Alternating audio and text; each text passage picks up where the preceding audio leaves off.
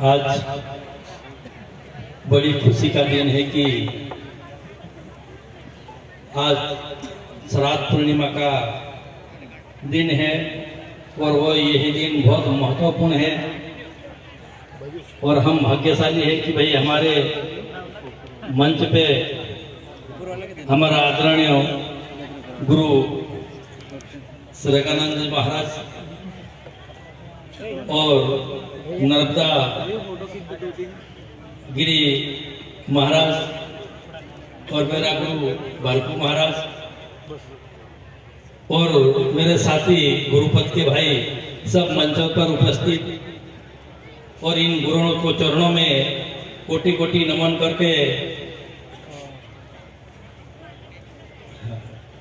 करके जय शिवनाम करता हूँ। जय आज यह सारी हमारे गुरुदेव पधार कर हमको सबको ज्ञान की बातें सुनाई और शास्त्र पुराण की बातें सुनाई। इसीलिए हम सब भाग्यशाली है कि भाई इस श्राद्ध कोजागिरी पूर्णिमा के दिन हमें ये संतों के मुख से अच्छी बात सुनने को मौका मिला और यह पे जो हमने आज श्राद्ध पूर्णिमा के दिन है और इसी दिन श्राद्ध पूर्णिमा का रात अमृत बरसता ऐसा संतों ने कहा है और गुरु वंशिंग बाबा भी इसी अमृत बरसने वाले दिन में हमें सबको इसी शिवपंथी को सत्संग सुनाया और इसी सत्संग सुनने से बहुत महत्व है इन सत्संग में ऐसा गुरु वंशिंग बाबा ने बताया है। और आज ऐसा लग रहा है कि भाई स्वयं भगवान इस धरती के ऊपर इन्हीं सत्संग रूप में हमें दर्शन दिया। आज बोलते हैं कोई कि गुरु ब्रह्मा गुरु विष्णु गुरु देव महेश्वरा गुरु साक्षात पर ब्रह्मा तस्मै श्री गुरुवे नमः। क्योंकि गुरु ब्रह्मा गुरु विष्णु रूप में हमें आज हमारे सामने गुरुदेव है। क्योंकि गुरु ब्रह्मा गुरु विष्णु क्यों बोलते हैं कि गुरु ब्रह्मा उत्पत्ति करता है, गुरु भी ऐसा हमें उत्पत्ति के साधन जैसा सच्ची शिक्षा देता है और अच्छा इंसान बनाता है, अच्छा विचार देता है। इसीलिए हमारे गुरु भी हमारा ब्रह्मा के रूप में होता है और गुरु विष्णु पालन करता है। गुरु विष्णु पालन करते हुए भी अच्छा शिष्य के प्रति अच्छा विचार रखता है और शिष्य को अच्छी जगह पे ले जाने की कोशिश करता है। शिष्य कभी गलत विचार में नहीं फंसे, गलत व्यसन में नहीं फंसे। इसीलिए वही विष्णु भगवान भी पालन करता है। ऐसा गुरु अपना विष्णु भगवान के रूप में भी आता है, गुरु महेश्वर के रूप में भी आता है। महेश्वर भगवान भी ऐसा करते हैं कि गुरु हमारा कोई रास्ते में अटक नहीं जाए। गुरु हमारा शिष्य का भाव, गुरु हमारा शिष्य आगे निकलना चाहिए, अच्छी जगह पे जाना चाहिए, अच्छा विचार लेना चाहिए, अच्छा इंसान बनना चाहिए। ऐसा महेश्वर भी हमारा विचार में आता है। इसीलिए गुरु भी ब्रह्मा है, गुरु विष्णु है, गुरु महेश्वरा गुरु साक्षात पर ब्रह्मा तस्मै श्री गुरुवे नमः। गुरु हमारा साक्षात हमारे सामने है। तो गुरु वंशिंग बाबा हमारे साक्षात हमको अच्छा विचार बताया है। जो हमारा इतने दिन तक हमारा विचार में जो काचापन था उसको पाका कर दिया, ये गुरु वंशिंग बाबा का खेल है। इसीलिए गुरु वंशिंग बाबा ने जितना हमको बताया है उतना बहुत ज्यादा बताया है। गुरु वंशिंग बाबा की जितनी प्रशंसा करे इतनी कम है। क्योंकि गुरु देव ने हमको ऐसी शिक्षा दी। क्योंकि आज इसी रात में यहाँ पे कैसे बैठना है, इसी रात में कैसे सत्संग सुनना है और सत्संग सुनने से क्या क्या फायदा होता है। क्योंकि इसी देवता श्राद्ध पूर्णिमा के दिन, आज के दिन महालक्ष्मी की भी जन्म हुआ ऐसा बोलते हैं। आज के दिन महालक्ष्मी इस धरती के ऊपर आती है और सबको आशीर्वाद देती है। क्योंकि इस श्राद्ध कोजागिरी पूर्णिमा के दिन कौन जगा हुआ है और जो जगा हुआ है वही इन्हीं लक्ष्मी माता का आशीर्वाद प्राप्त कर लेंगे और जो जगा हुआ है वही इन्हें अमृत नाम का सत्संग को सुनकर हमारा जीवन को सफल बनाएंगे। क्योंकि ये बोलते हैं कि कोई भाई भगवान ताली बजाना, ताली भगवान कब बजाई थी? भगवान शंकर ने एक बार जैसे माता पार्वती को अमर कथा सुनाई थी, तब जाके भगवान शंकर ने ये ताली बजाई थी। क्यों लोग बोलते थे कि ताली क्यों नहीं बजाई, ताली बजाओ, लेकिन शंकर भगवान ने अमर कथा सुनाई थी पार्वती माता को, तब ताली बजाई थी। क्यों बजाई थी? क्योंकि उसी समय पे वो अमर कथा गुप्त रहती थी, और गुप्त अमर कथा में कोई आदमी फालतू नहीं सुन सकते, इसीलिए वो गुप्त कथा सुनाने के लिए एक बार ताली बजाई। क्यों? कि उसके अड़ोस पड़ोस जो जीव जंतु थे और जिसके मन में विकार थे, जिस मन में उल्टा सीधा भावना थी, ये ताली बजाने से दूर हो जाती है।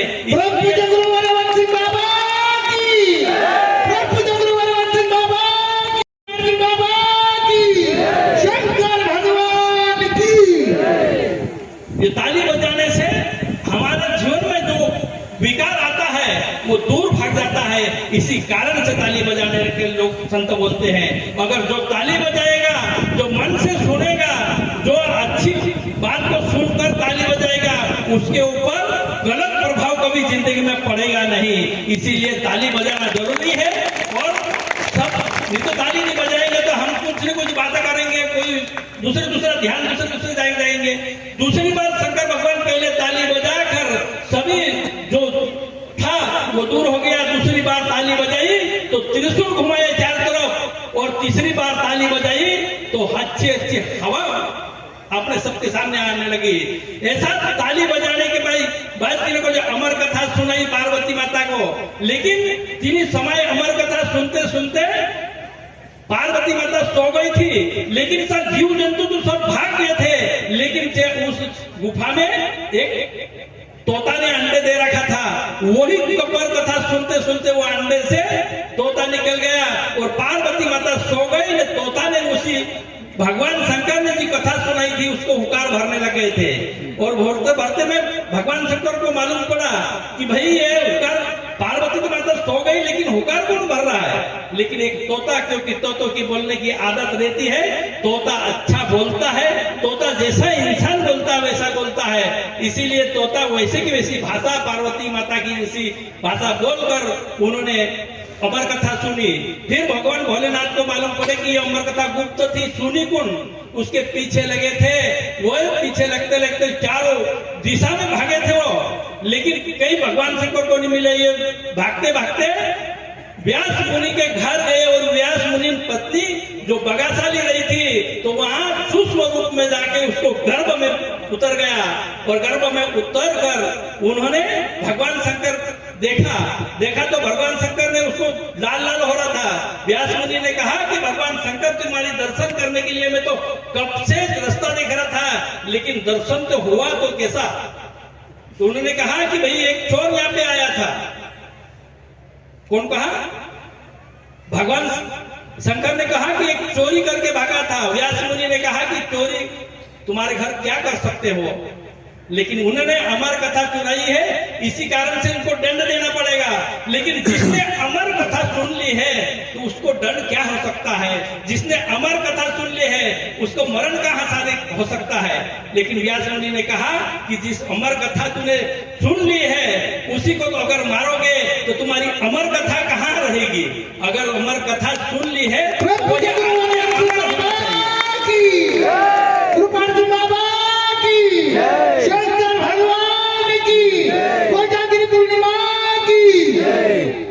उसी अमर कथा सुनने के बाद उसने उसी व्यास मुनि की पत्नी के गर्भ में 12 वर्ष तक रहा था वो। उन्होंने उसके बाद भगवान श्री कृष्ण धरती के ऊपर आ समझाया तो उन्होंने बाहर उनको लाया और वो सुखदेव मुनि के रूप में रखी इस धरती के ऊपर जन्म लिया। और उन्होंने इस धरती के ऊपर जो ज्ञान की बातें फैलाई है और व्यास मुनि ने उसी संतों की सत्संग बनाई और सत्संग बनाकर ये अमर प्याला बनाया और पिलाकर सबको अमर करा। इसीलिए भगवान हमको गुरुदेव को आज गुरुदेव की जितनी रूप दिखे ये गुरुदेव वन सिंह बाबा का रूप है और गुरु वन सिंह बाबा को ढूंढना है, सत्संग में रहना सत्संग में रहना का फायदा ये है कि भगवान को मिलना हो। भगवान नारद मुनि को पूछा एक बार कि भगवान तुम कहाँ मिल सकते हो, तो भगवान कहा कि मेरा तो नहीं तो मंदिर ना घर और ना कहीं खेतीबाड़ी, लेकिन मेरा मिलता हो, मेरे को मिलना हो तो सत्संग में जाना पड़ेगा। और जो इंसान सत्संग में जाएगा और अच्छी नजर से देखेंगे तो भगवान जरूर इसका रूप में आएगा। कहते हैं कि कोई भाई भगवान को मिलने के लिए सत्संग में जाना जरूरी पड़ता है। सत्संग जब तक जाएंगे तब तक भगवान समझ में नहीं आ सकता, और सत्संग में बैठ कर संत की भाषा सुनेंगे तब जाके हमारा जीवन को सुधार पाएंगे हम, तब जाके अच्छा इंसान बन पाएंगे हम, तब जाके संतन जो जितनी बातें हैं वो हमारा शरीर में उतारना जरूरी है। क्योंकि हम जब तक हमारा शरीर में नहीं उतारेंगे तब तक कहीं नहीं होगा। तो बोलेगी नहीं काशी ना है, मथुरा ना है, ना है हरिद्वार, 4 धाम भी तीर्थ कर ले, लेकिन मन का भेद अगर जब तक नहीं जानेंगे है तो तब तक हमको कहीं मालूम नहीं पड़ेगा। इसीलिए मन की बात हमारे गुरु वन सिंह बाबा ने 5 तत्वों में बताई है। आकाश, वायु, तेज, जल और पृथ्वी।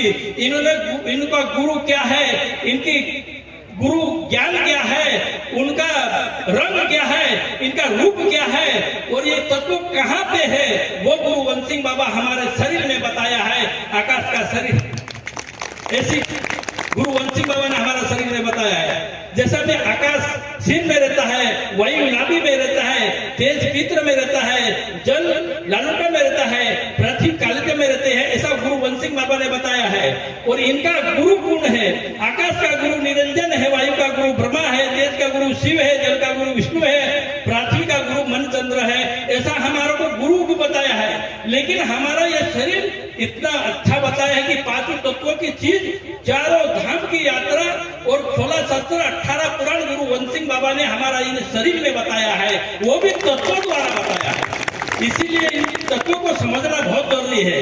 और इस हम ना तो शास्त्र पढ़ सकते ना पुराण पढ़ सकते, लेकिन हमारा जीवन को हम जान सकते हैं। क्योंकि हम हमारे शरीर में क्या चीज है, हम कैसा चलना चाहिए, कैसा बोलना चाहिए, कैसा रहना चाहिए, ये हम जानना जरूरी है। क्योंकि इसीलिए गुरु वन सिंह बाबा ने हमको सत्संग दी है, इन सत्संग में चलने के लिए। इन कारण से हम सत्संग में रहकर भी अच्छे बात कर सकते हैं। इन सत्संग में रहें हम अच्छा इंसान बन सकते हैं, और इस सत्संग में रहें हम सब अच्छा काम कर सकते हैं। क्योंकि हमारा शरीर हम सुधार सकते हैं, और हमारा समाज को हम सब मिलकर हमारी समाज को इस शिव पंथ में जुड़ेंगे और शिव पंथ की बातें सबको समझाएंगे। और सब परिवार छोटा बच्चा से लगा के हर इंसान हर अपने अपने मन में बात लेके चल जाओ कि भाई इस शिव पंथ में जुड़ना जरूरी है। और हमारा संसार को, हमारा परिवार को, हमारी समाज को सुधारना जरूरी है। जब तक हम समाज को सुधारेंगे नहीं तब तक हम चुप नहीं बैठेंगे। ऐसी संकल्प सबको करना है। इस कारण से, क्योंकि आज ये श्राद्ध पूजा भी, क्योंकि ज्यादा टाइम तो बहुत ज्यादा टाइम हो गई, और आज इस टाइम पे ज्यादा बात तो नहीं कर सकते, क्योंकि ज्यादा बात करने से हमको जितने लोग थे उतने लोगों को सबको एक प्याला के रूप में अमृतन जो प्याला है वो गुरु वन सिंह बाबा ने हमको पीने बताया है। इसीलिए यहाँ पे दूध गर्म हो रहा है, और सब लोग जितने भी आए हैं उतने सब भी एक प्याला अमृत का पीकर जाए और हमारा जीवन को सफल